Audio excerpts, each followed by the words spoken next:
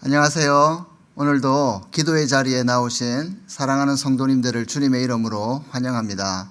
이 시간 샘물의 기도 드림으로 기도회를 시작하겠습니다. 마음 모아 샘물의 기도를 하나님께 드리겠습니다. 먼저 우리의 믿음을 고백합니다. 우리의 생명과 구원 되시는 하나님 아버지, 우리의 일상이 주님의 사랑과 세밀하신 손길 아래에 있음을 고백합니다. 오늘도 마음 다해 주님을 사랑하고 힘을 다해 주의 뜻을 행하는 믿음의 걸음을 걷게 하소서. 나라를 위해 기도합니다. 이 나라를 세우시고 위기 때마다 도우신 하나님, 국민들을 코로나로부터 보호하시고 나라의 안위를 지켜주소서. 경제 상황이 안정되게 하시고 일터를 지켜주시며 평화로운 일상이 회복되게 하소서. 성경의 가치에 부합한 법률과 제도와 문화가 이 땅에 세워지게 하시고 북녘 땅에 신음하는 주의 백성들을 보살펴 주소서. 교회와 예배를 위해 기도합니다. 샘물교회가 교회다운 교회, 기도하는 교회가 되게 하소서. 진정한 예배자가 되게 하시고 하나님의 임재를 경험하며 치유와 회복, 헌신의 결단이 있는 예배가 되게 하소서. 모이는 예배에 힘을 내게 하시고 참석할 수 있는 여건을 허락하소서. 담임 목사님과 교육자들에게 성령의 능력과 지혜를 더해 주소서. 다음 세대를 위해 기도합니다. 샘물의 자녀들이 하나님을 경외하는 믿음의 세대가 되게 하소서. 주일의 모임 가운데 건강과 안전을 지켜주소서. 주일학교와 청년들의 여러 행사가 지혜롭게 준비되어 유익한 신앙훈련이 되게 하소서. 청년들의 진로를 열어주시고 교회와 나라의 기둥 같은 일꾼들로 준비되게 하소서. 목장을 위해 기도합니다. 참 목자 되시는 주님, 샘물의 목장에 따뜻함과 기쁨이 넘치게 하시고 서로 무난하고 섬기는 영적 가족이 되게 하소서. 목자들의 영육을 강건하게 하시고 모든 필요를 채워주시며 힘들고 지칠 때 주님의 위로가 함께 하소서. 사람을 남기는 목자와 목장이 되게 하시고 기도의 응답이 풍성하게 하소서. 선교와 선교사님을 위해 기도합니다.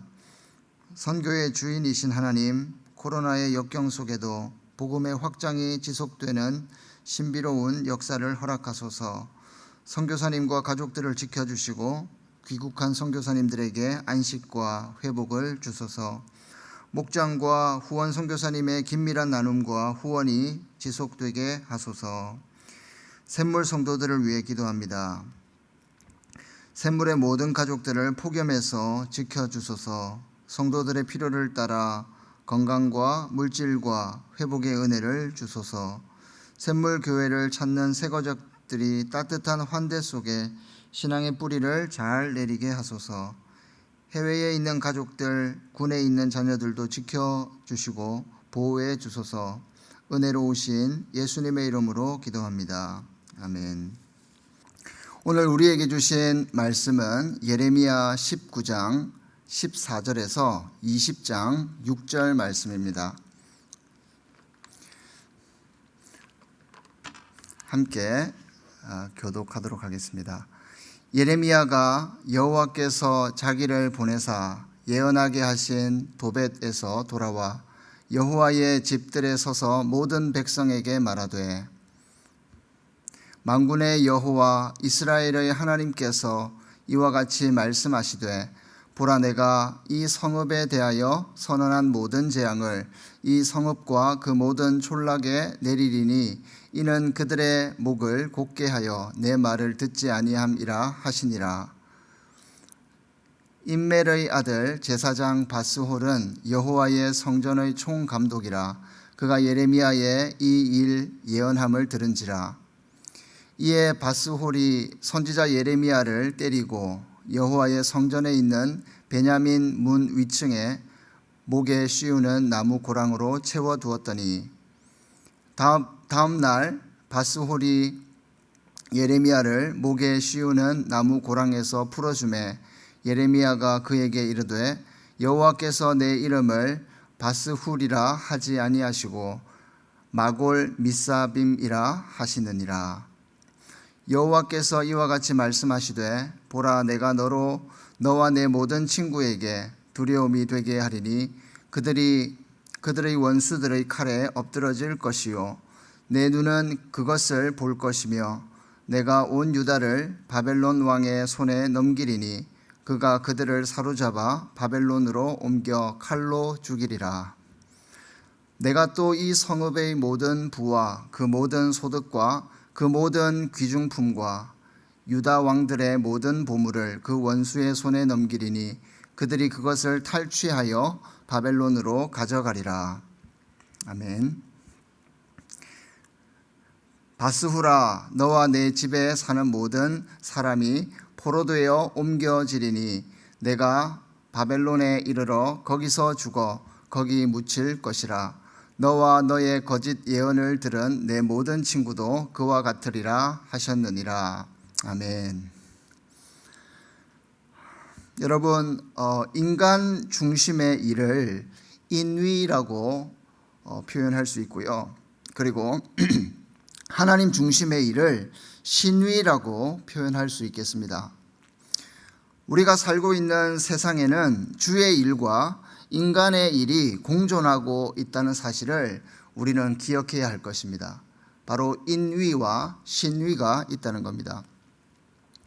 만물이 다 하나님의 소유인데 인간의 모든 일이 다 하나님의 일이 아닌가 이렇게 생각할 수도 있겠습니다. 그러나 그렇지 않습니다. 에덴에서 인간이 죄를 범하면서 하나님과의 관계가 단절되어 버렸습니다.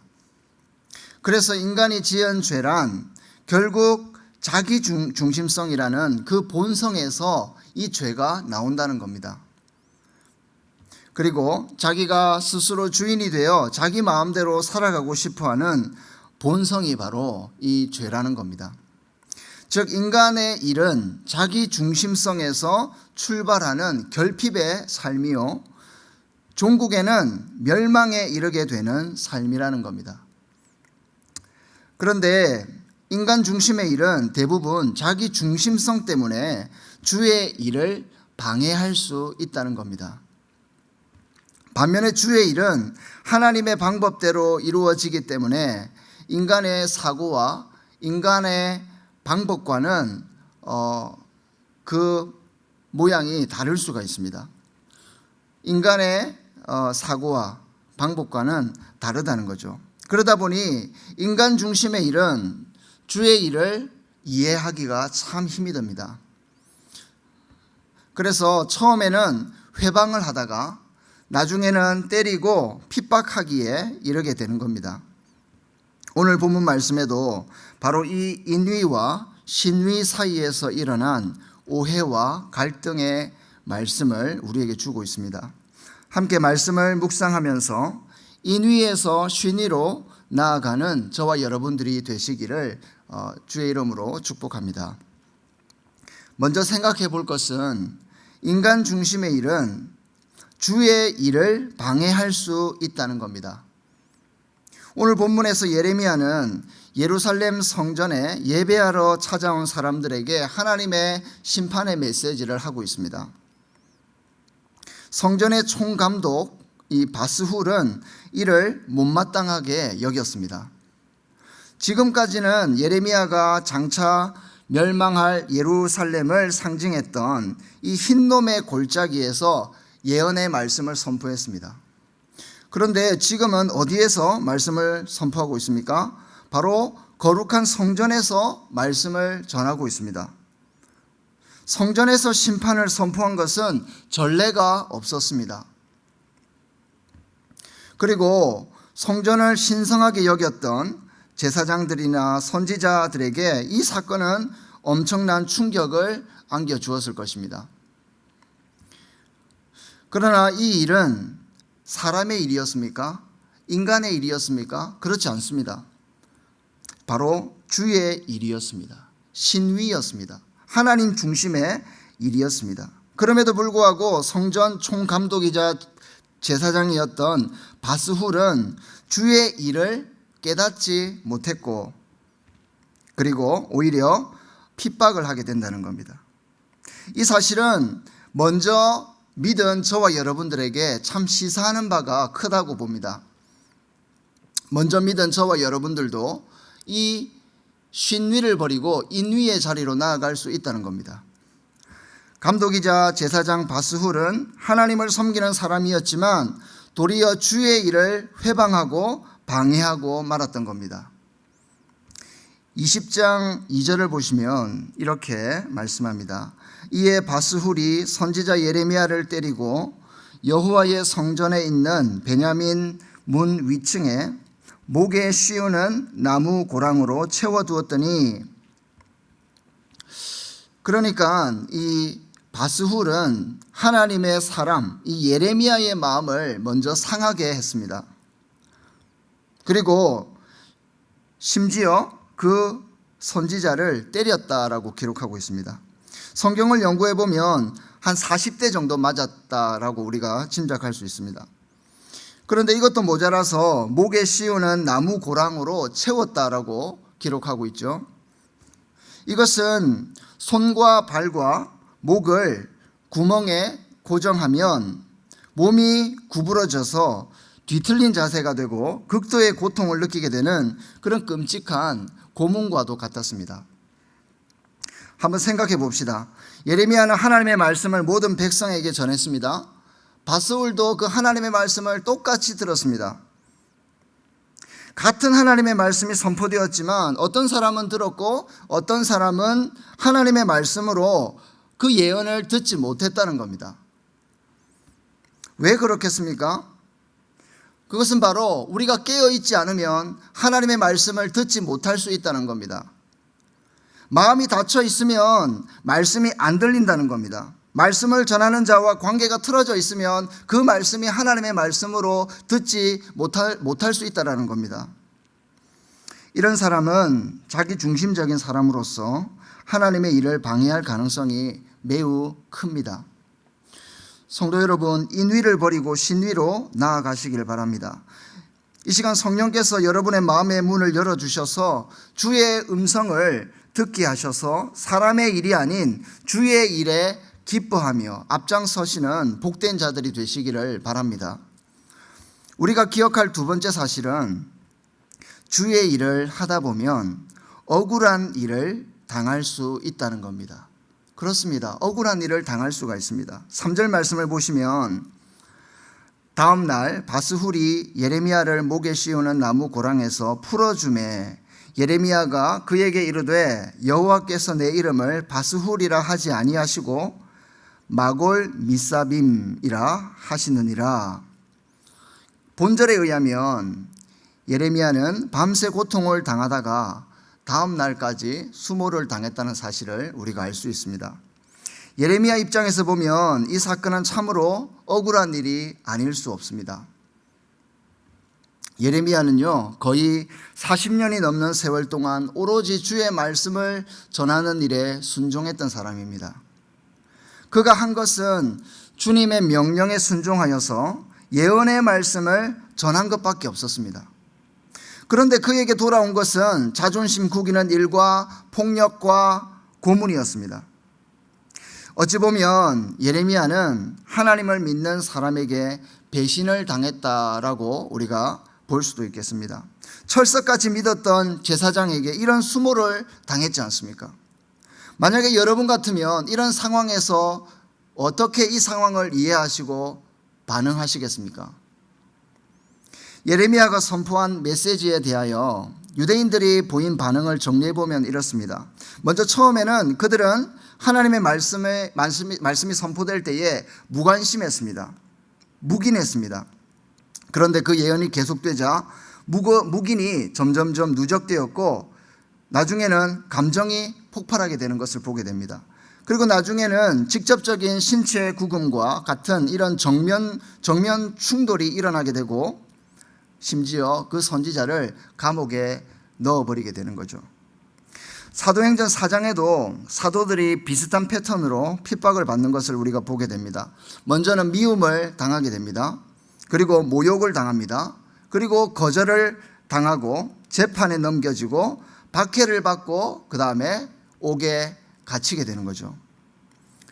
진짜 선지자는 이와 같은 패턴으로 핍박을 당하게 될 가능성이 아주 많다고 저는 봅니다. 그러나 신앙은요, 이 시련을 통해서 단련되고 성장하고 성숙하는 것임을 믿으시길 바랍니다. 그래서 우리가 이런 비록 시련을 당해도 이 고난과 어려움을 능히 이길 수 있는 것입니다. 초대교회 사도들도 비록 핍박으로 인한 큰 시련을 당했지만 그들의 삶에는 생명이 있었고 하나님의 놀라운 영광이 드러났다는 사실을 우리는 기억해야 할 것입니다. 혹시 여러분 가운데 주의 일을 하다가 특별한 이유 없이 이런 고난을 당하시는 분이 계십니까? 그런 분이 계시면 정말로 주님의 위로를 전합니다. 루터는 성경을 바르게 전했다는 이유로 로마 교황에게 이단 취급을 당하기도 했습니다. 우리가 깨닫는 사실은 우리가 가는 이 신앙의 길은 결코 꽃길이 아니라는 겁니다. 이 길은 십자가 길입니다. 그래서 너무 이상하게 생각하지 마시길 바랍니다. 시련을 당할 때에 너무 이상하게 생각하지 마시길 바랍니다. 저는 확신하건대 그런 분은 오히려 주의 일을 제대로 하고 있다라고 저는 생각합니다. 그런 분이 계시다면 저는 정말 진짜 제자일 가능성이 크다고 봅니다. 사랑하는 성도님 여러분, 비록 우리에게 시련이 온다 할지라도 우리는 더욱 인위의 자리에서 신위의 자리로 나아가시기를 바랍니다. 마지막으로 우리가 기억할 것은 하나님을 섬기는 자들은 인위에 머물러 있지 않고 하나님 중심, 즉 신위로 나아간다는 사실입니다. 6절을 보시면 바스후라 너와 내 집에 사는 모든 사람이 포로 되어 옮겨지리니 내가 바벨론에 이르러 거기서 죽어 거기 묻힐 것이라. 너와 너의 거짓 예언을 들은 내 모든 친구도 그와 같으리라 하셨느니라. 이 바스훌은 거짓 선지자 노릇을 하면서 예루살렘이 평안할 것이다 이렇게 거짓 예언을 했던 사람입니다. 예레미야는 어떻습니까? 그와 반대되는 메시지를 성전에서 전했습니다. 그러면서 유다 백성들을 동요하게 만들었습니다. 예레미야가 얼마나 미웠겠습니까? 자신과는 정반대의 예언을 하고 있으니. 그래서 사람을 동원해서 예레미야를 때리고 감금하여서 함부로 예언하지 못하게 입을 막으려고 합니다.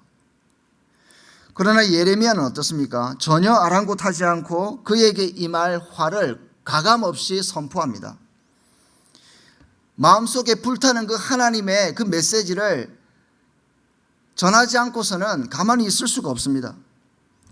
바벨론의 침략으로 일어날 참혹한 광경을 보게 될 것이다. 이렇게 심판을 담대하게 선포하고 있는 겁니다. 사랑하는 성도 여러분, 우리는 두 사람의 모습 속에서 중요한 진리를 발견할 수 있어야겠습니다. 로마서 8장 5절에서 6절을 보시면 육신을 따르는 자는 육신의 일을, 영을 따르는 자는 영의 일을 생각하나니 육신의 생각은 사망이요 영의 생각은 생명과 평안이다. 이렇게 말씀하고 있습니다. 주의 일을 하는 사람과 사람의 일을 하는 사람이 있는데 두 사람은 어떻습니까? 서로 충돌할 수밖에 없다는 겁니다. 왜냐하면 생각이 다릅니다. 가치가 다릅니다. 그래서 영적 전쟁이 일어난다는 겁니다. 주의 일은 생명이고 사람의 일은 사망인 것입니다. 영의 생각은 생명이고 육신의 생각은 사망이라고 말씀하듯이 바로 동일한 말씀인 것입니다. 평안이라는 뜻을 가진 이 바스훌이 자기 중심성에 빠져서 하나님의 말씀을 듣지 못하고 하나님의 사람을 알아보지 못하고 방해하고 회방했을 때에 어떻게 되었습니까? 하나님은 그의 이름을 사방에 가득한 공포, 이 뜻을 가진 마골 미사빔으로 이름을 바꾸어 버리십니다. 듣기 싫다는 이유로 하나님께서 보내신 참된 선지자의 입을 막는 그가 맞이할 최후는 참으로 비참했습니다. 여기서 우리는 진짜와 가짜 선지자의 특징을 묵상해 볼 필요가 있겠습니다. 바스훌과 같은 진짜 가짜 선지자의 특징은 어떻습니까? 기회주의 성향이 강합니다. 그래서 자기에게 유익한 사람으로 보이면 입에 발린 말을 하게 됩니다. 반대로 자신에게 피해를 주거나 자기 마음에 들지 않으면 겁을 주거나 그리고 협박을 합니다. 나중에는 화를 내다가 그것도 안 되면 폭력을 행사하게 됩니다. 그러나 진짜 선지자는 어떻습니까? 예레미야는 바스훌에게 40대를 얻어맞았지만 보복하지 않았습니다. 화를 내지 않았습니다. 본문에서도 예레미야의 이런 비인격적인 행동이나 표현을 우리가 찾아볼 수 없습니다. 좀 특이합니다. 예레미야의 그런 복음을 전하고 예언의 말씀을 선포하는 스타일이 때로는 어리석기도 하고 참 바보스럽기도 합니다. 그러나 하나님의 말씀을 받은 예레미야의 행동이 당시 사람들에게 비록 이상하게 보였다 할지라도 여러분 마치 어떻습니까? 살구나무 가지 환상을 막 이야기하기도 하고 끓는 가마를 봤다고 하지를 않나, 아니면 썩은 배, 그 배띠를 가지고 왔다가 또 그것을 찾으러 가지 않나, 이런 참 이상한 행동을 보이기도 합니다. 그러나 이런 모습 때문에 우리가 함부로 하나님의 사람을 판단하거나 핍박해서는 안 될 것입니다. 때로는 진짜이지만 좀 없어 보일 수도 있고 부족해 보일 수도 있고 좀 특이할 수도 있습니다. 그러나 함부로 그 사람의 신앙을 판단하지 마시길 바랍니다. 그 사람의 삶의 열매를 보고 판단하시기를 바랍니다. 진짜 선지자는 핍박 중에도 당당합니다. 비겁하거나 무례하지 않습니다. 그리고 주의 능력이 그의 삶 가운데 나타나게 됩니다. 그리고 그의 메시지에 예수 그리스도가 있고 그는 항상 그리스도를 높이게 됩니다. 사랑하는 성도 여러분, 진짜가 있으면 항상 그 주변에는 가짜가 있기 마련입니다. 부디 저와 여러분들은 진짜 예수의 사람이 되시기를 바랍니다. 이제 말씀을 마무리하겠습니다. 성도 여러분, 인위에서 신위로 나아가는 저와 여러분들이 되시기를 축복합니다. 그러기 위해서 먼저 우리가 기억할 것은 인간 중심의 일은 어떻습니까? 주의 일을 방해할 수 있다는 겁니다. 인위는 항상 문제를 일으킵니다. 왜냐? 자기 중심성이 들어가 있기 때문입니다. 그리고 주의 일을 하다 보면 억울한 일을 당할 수 있다는 겁니다. 신위의 사람은 하나님의 그 중심으로 일을 하다 보면 진리의 일이기 때문에 핍박을 당할 수밖에 없다는 겁니다. 그러므로 하나님을 섬기는 자들은 자기 중심성에 머물러 있지 말고 항상 하나님 중심, 이 신위의 자리로 나아가야겠습니다. 성도 여러분, 하나님의 경고의 말씀을 우리에게 주실 때에 귀를 막지 않고 기꺼이 받아들이고 인위에서 신위로 나아가시는 그런 복된 자들이 되시기를 주님의 이름으로 축원드립니다.